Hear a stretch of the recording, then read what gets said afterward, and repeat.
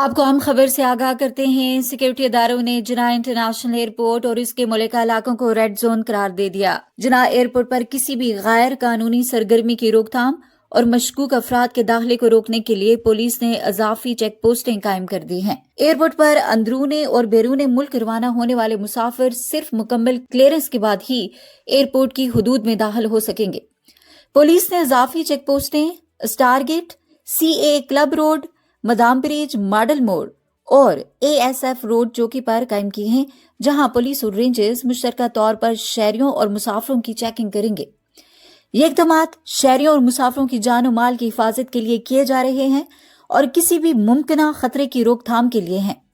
Security इदारों की तरफ से अंदरूने और बैरून मुल्क रवाना होने वाले मुसाफिरों और उनके हमरा आने वालों से दरखास्त की गई है कि वो अपना शनाख्ती कार्ड और टिकट साथ रखें।